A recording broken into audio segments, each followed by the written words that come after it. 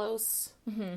But, like, we looked on a map and saw, like, it was like we could have gone, but we didn't end up Next time I go to Paris, I'll definitely go check it out. So there were also specialty brothels in Paris, like the Abbey, and that was like a BDSM brothel. There was the Temple of Peeping Toms, which was a voyeuristic brothel. People could just, like, sit and watch. That's my gangster name.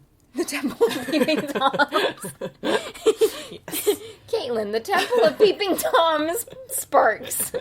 That's too long. I'll think of another. And then there were also gay brothels, like the Hotel Marinette. And then the brothel that Marguerite worked in was a luxury brothel for the elite. So in 1917, Marguerite was 26, and she had been a courtesan for 5 or 6 years or so. And she was at the Hotel de Crillon, which was a gorgeous, high-end, kind of creme de la creme luxury hotel in Paris near the Champs-Élysées. So it was in, like, a nice area in Paris.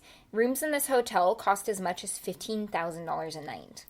Which now is... $5 million at least. At least. And this wasn't a brothel. It was just like a really fancy hotel. Mm-hmm. Well, she just happened to be there. So one night, Marguerite was there, and she met Edward VIII, who was the Prince of Wales at the time. And Edward was really young, like 17 or 18 years old. So quite a bit younger than Marguerite. And the royal family actually selected Marguerite for him because they wanted him to have some sexual experiences before he got married so he would not disappoint whoever his wife was. Allegedly. Great parents. However, it became more than a quote-unquote educational transaction and turned into a passionate love affair. Educational transaction. That's what I'm calling that. We all need one of those. But she remained a courtesan even though they had this love affair going back and forth through letters. And when he came to Paris, he would see her. Is this the plot of Moulin Rouge? Sounds similar, doesn't it? And then she still, while she had this kind of love affair with him, she had many high society clients as well. Like the rich Maharaja. Yeah, the Maharaja. I love that movie so much. Because a Marguerite... girl has got to eat. Yes, come on. She'll end up on the street. So because Marguerite was such a successful courtesan, she finally had the means to support Raymond, and so she went back for her and brought her to Paris, but then sent her to a top-notch boarding school, not because she didn't want to be with her, but because she wanted the best education that money could buy. Mm-hmm. So she sent her to London to a boarding school. Marguerite then married a man 2 times her age. He was handsome, tall, disgustingly rich, but they ended up divorcing because they were just completely different people. And after the divorce, she gained a huge sum of money in the settlement, which she was like, that was way too easy to get that much money. So she was able to have maids, and she lived on her own, but she had maids, she had drivers, she had everything like a high-class society woman would have, but she still continued to be a luxury courtesan. I'm picturing, like, Karen Walker from Will and Grace. That's what I'm picturing. Yes. For her. So Marguerite's clients were always rich, and they often took her on lavish trips around the world to be like an escort while they were on their trips. Mm-hmm. So one of these trips was to Egypt. And in Egypt, Marguerite met Ali Kamel Fahmy Bey at a party. And Ali... Bless you.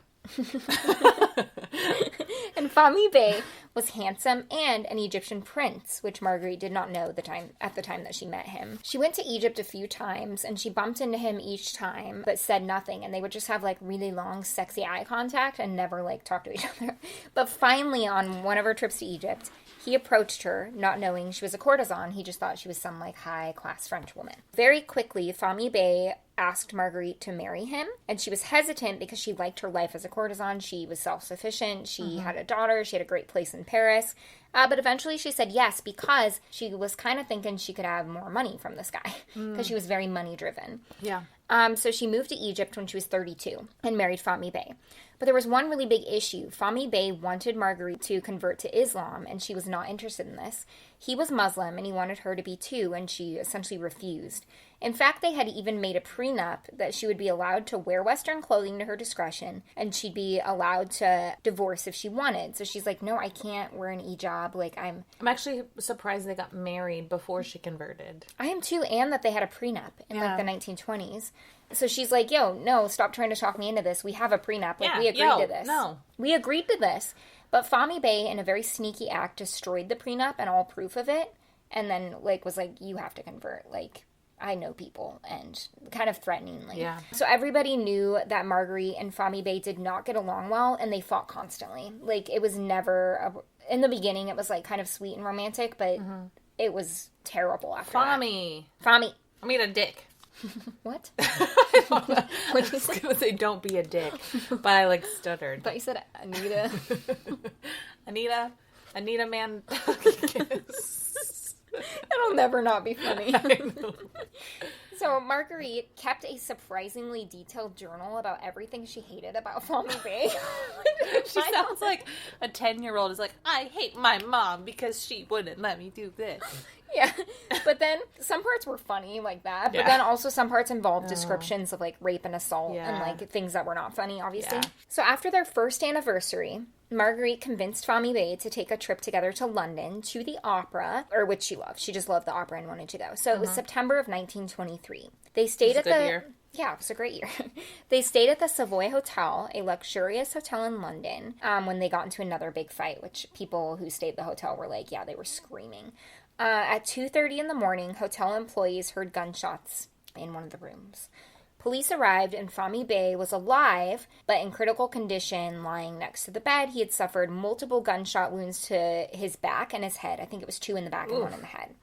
And then he died once in the ambulance or at the hospital. So Marguerite did not resist, and she was immediately arrested. And she also had a pretty good plan for getting away with this. It was the 20s, after all. Yes, and sometimes people look the other way. So she was arrested in London. She brought with her very, very risque, dirty, scandalous letters that had been written to her years before by someone who London loved, cherished, and respected, the Prince of Wales. Oh. Blackmail. Yeah. Which was, she planned Very to take Fami Bay to scandalous. London Yeah. because she knew she could get away with murder in London and not in Egypt. by blackmailing. Yeah. So these letters were more than just sexual. He gave very controversial opinions about politics, war, more damning stuff, kind of sexual stuff that involved his father. Like, it got very strange. These letters were obviously never released, but there's ideas of what was in them based on what she said and what kind of slipped through the cracks in the media. So the royal family saw them and they were like, yeah, these cannot get out to the public. And she's like, well, if I'm arrested, I'm sending these to the press. So at the trial... like, damn, girl. I know. So at the trial, everything ended up kind of being in Marguerite's favor because it was in London. So the prosecution wasn't allowed to bring up her history as a courtesan, her relationships with men, her relationships with the Prince of Wales. She appeared to the courtroom and jury as a high-class Parisian who married a prince, and she claimed it was self-defense, and everyone believed her. Like, she's like, he raped me, he was terrible, he made me convert to Islam when we agreed that we wouldn't, or we agreed that I wouldn't. He screamed at me, abusive, blah, blah, blah, and I shot him when he tried to attack me. So she was let go. She moved back to Paris, where she picked up her old career of escorting wealthy men. She stayed close with her daughter Raymond and Raymond's children, and she lived until 1971 when she was 80 years old in a cute little flat in Paris. Holy shit. Wow. That was good. Thanks. That was really good. Short and sweet. Well, I guess it wasn't that short. No, that was good. Wow, I've never heard That's of Marguerite Alibert. Wow. I know, kind is of that love fun? her. I don't know if I'm supposed to, but I kind of love her. I know, she's kind of badass, and, like, it sounds like, of course we'll never get Fami Bay's side of the story, but, like, that wasn't even her side of the story. That's just what I saw in, like, journalist interviews, but it sounds like he was a pretty terrible person. We're not condoning murder. No. But if we did, it'd be Murder Inc. What's her name again? Marguerite? Alibert. Okay, I am Caitlin Alibert Sparks. Ooh, and Sarah Marguerite Party. No, you're Axie. Oh, yeah, I'm Axie. Can't change it. Okay. That was fine. really good. Thanks. We Isn't took that it in fun? very different... And actually, when I sat down to write mine, I was like, oh, I want to do, like, organized crime, right? Because you can't think of the 20s without that. But then I was like, Sarah's already written hers. And then I didn't actually start writing until you texted me back because I didn't want to do the same. I was kind of scared, but no. Yeah, totally different. Well, when I thought of the 20s, I was like, I either want to do something with, like, alcohol bootlegging or with prostitution. Yeah, I thought about that. Yeah. But there's been so many movies about it. Like, I don't know, I just felt like I didn't want to do something that everyone has seen in the movies. But Yeah. Yeah, I it feel was like good. this one was original. I mean, it was Moulin Rouge, but whatever. You pretty much just like recited a movie I like, but whatever. But it was I just interesting. talking about Goodfellas. It was interesting looking up like all the old cat houses. I don't know why, just their names, and like one of them Is that was what it's like, called? As a cat house? that's like a name for prostitution houses. Yeah, Oh, I it's like like a that. slang term. Ooh, good segue though, because I have a fun game for us, really quick. Oh shit! Okay. Are you ready for this fun game? Yeah. What is it? Does it involve cats? Mm-hmm. Okay. I'm just kidding. So I am going to say a popular slang term from the 1920s, and you have to guess what it means. Fuck me. And everyone at home can guess too. Okay. Icy mitt. When you receive the icy mitt. Like the cold shoulder. Sort of. It's when love is unreciprocated. Like, So, yeah. Yeah. Okay. Hit me with another. We're going to count that as a win. When you need to iron your shoelaces. Your shoelaces? If you're like, hey, I need to iron my shoelaces. I'm running late. Close. I have to head to the bathroom. Like, I need to go pee. Not close, but okay. But it's like something that is you're going like to a delay. Iron my. I'm gonna start saying that. I gotta go iron my shoelaces. I iron my shoelaces all day. Caitlin, you're such berries, like blackberries and. Okay, she just made a symbol with her hand like she was cradling balls. Berry, crazy. Yeah, 'cause I'm holding berries. No, you're like the bee's knees. You're like really cool. You said it like it was bad. Oh yeah, 'cause I'm trying to trick you. Stop tricking me. Okay. Okay. You're the berries. I have a couple more. Caitlin, you are such a sockdoliger. That's probably bad because you're trying to trick me again. A sockdoliger? It sounds... Okay, just tell me because I'm going to say something bad. It's someone who's impressive or remarkable. Huh. A sockdogler? Mm-hmm. Why does that sound so sexual? I don't know, because you just thought about me holding... Not even going to continue. Okay, let's do a couple more. Okay. Hey, could you make me a cup of noodle juice? Cup of noodle juice? Mm-hmm. Soup? Tea. What? One more. Hey, the bank's closed. So when you catch someone, like, showing too much PDA and you're like, get a room. The bank's closed. So those are some popular slang Okay, I have terms another. of the Say 1920s. something in French and I'll guess what you're saying. Okay. Je voudrais aller en voyage. Say it again. Je voudrais aller en voyage. One more time. Je voudrais aller en voyage. The boot 3 Bon Voyage. Bon voyage. You got voyage right. I just want to go on a vacation. Say another. Je crois que je suis en grenouille. The quacking got very annoying.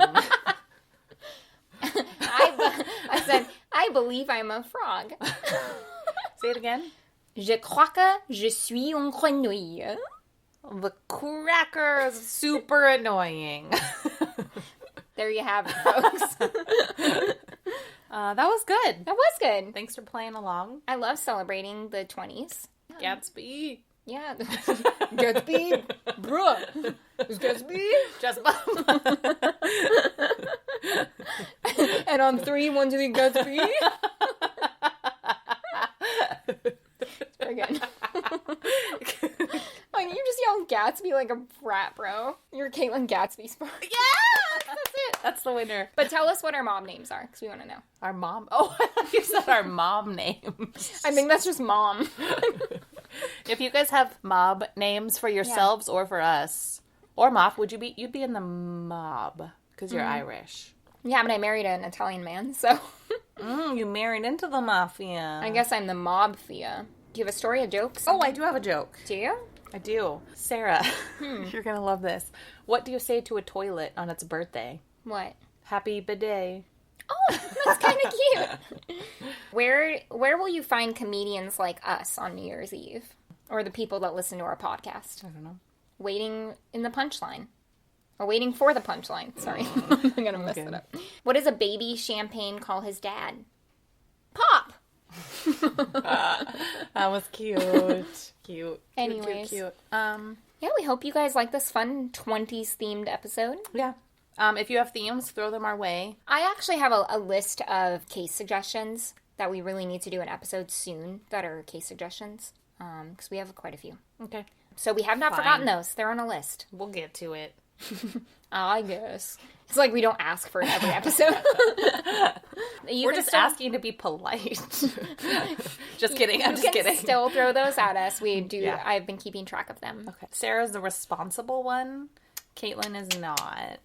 Yeah, somebody messaged me from the podcast and was like, Sarah, we love you, like, because the friend thing. We love you, and don't feel bad about yourself. You are so pure and sweet. And I was like, oh, that's really nice. Liar. Just kidding.